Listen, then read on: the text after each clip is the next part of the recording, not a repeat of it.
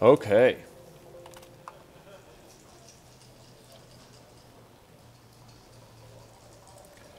So we are live with Voice of Backgammon. We are streaming the Texas Backgammon Championships. This is the finals. It's the last match. It's the whole thing right here. We got Mark versus Ira. It's been a long, hard-fought weekend of backgammon in Texas. I am not there. I'm currently in sunny Las Vegas. You can see Aria Resort and Casino behind me.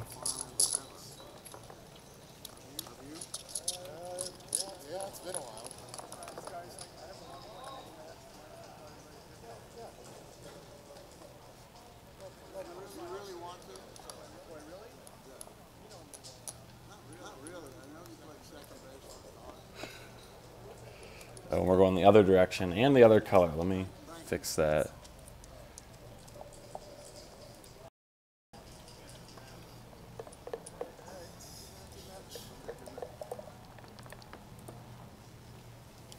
All right, so we got an opening 4-6. Mark has won the opening roll.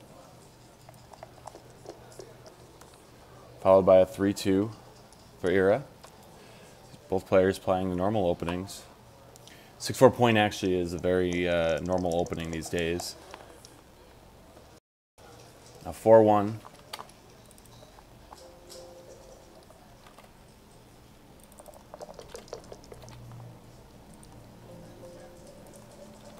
And interesting, Mark chose to hit here. I don't know if that's correct. I don't think it is. Now 5-6 for Ira and 4-6 for Mark again. So now Mark has some choices here. He can hit in the outfield on the 14, which it looks like he... so he's going to come out for sure, obviously. And then he could make his 4-point. It's not clear to me which of these is better. I think making a 4-point should be stronger just because you have an asset forever. You're not taking a big risk here.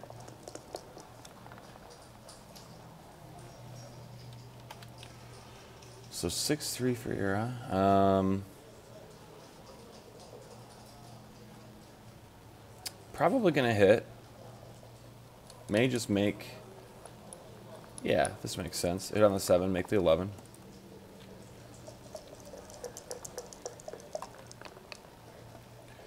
$5-5 for Mark. I do want to thank Tara, Bill, everybody in Texas for just great quality streaming all weekend. Ooh, we got a double 4 dance here, so I think probably Mark's going to play on. He knows that he's never going to get a take out of Ira here. He's going to roll a 6-4, bring them both down, be ready to attack.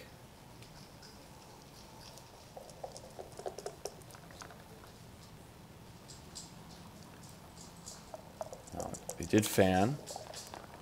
So now we have a 1-1, and I do want to point out that dice on checkers is allowed at this tournament, so this is a valid roll. Now double one's, while valid, it's not a very good roll. He's going to stack them up here. The nice thing about the cube being where it is even if something goes wrong, you can cube your opponent out most of the time. So right here, he can look at cubing his opponent out. I probably wouldn't have. The 1s, the 8s are all very good. It's not that bad if you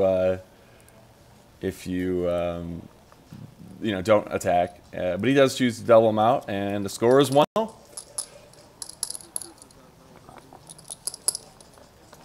Lots of time on the clock for both players. That was a pretty easy first game. So now we have a 3-5, normal opening, making the 3-point. 3-1, should also be played normally, just make the 5-point. All right, 2-2, so there's our first interesting play. Probably from the back and from the front, make the 4-point and make an anchor. If your opponent didn't have any forward structure, like didn't have the 5-point, I might just come down. I just can't imagine coming down's very bad. It might be right. I don't think so, though. 4-3. Gonna play 2 down, it looks like.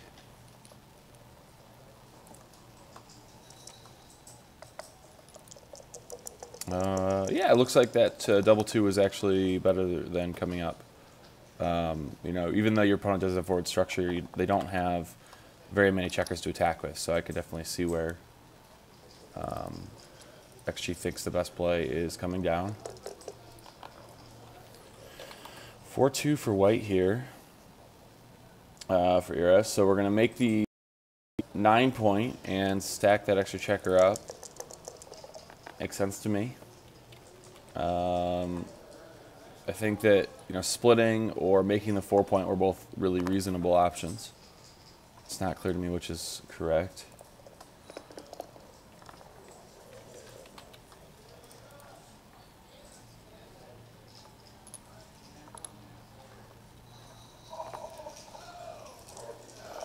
It looks like the 4 point was there. Also, notice the board these guys are playing on. They have a beautiful Jeffrey Parker board. Jeffrey Parker, I believe, is a partner of the Texas Backgammon Championships, and so every year they have 2 of these beautiful boards on hand to stream, and one goes to the winner. No cube here was interesting. It's a pretty strong position.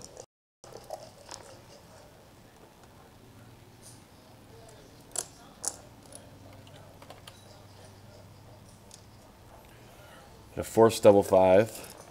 And still no cube. That's interesting. I really would have thought that he would have doubled here. I guess it's too good at this point. That makes sense. Wow, what a 6-2. Comes all the way out, attacks. Great number, but it's really just going to get the cube, is what it looks like.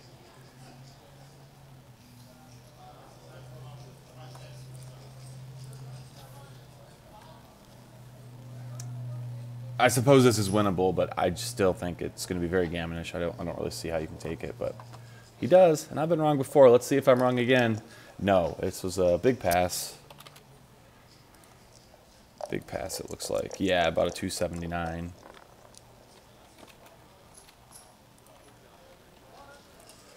An interesting play. I think I'm making the 5 point. You're more likely to trap your opponent when you make the 5 point, and it's just a dream number.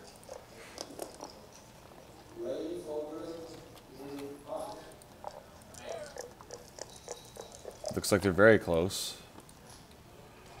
6-4, and this is part of the reason I liked making the 5 point is now we kind of are stuck just bringing a checker in and not really sure what to do. This is,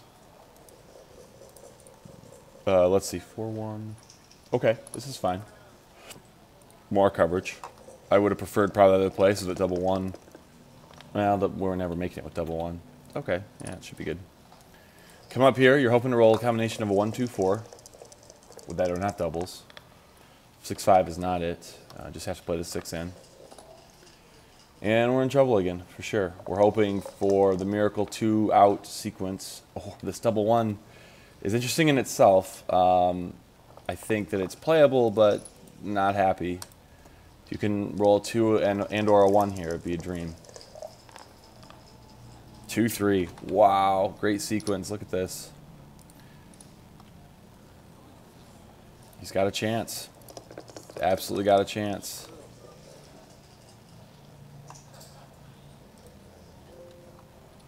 Four, 5. So he's choosing to attack. Often when your opponent, when you have a 6 prime or a 5 prime, I mean, you can treat it like a 6 prime and leave it alone. It looks like in this case, attacking was absolutely the best play. I would have definitely gotten that one wrong. Oop.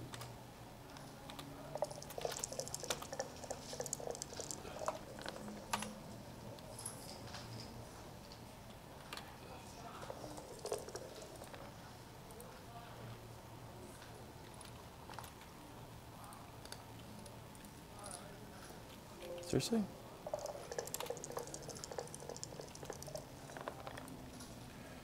Jump back here, play from position.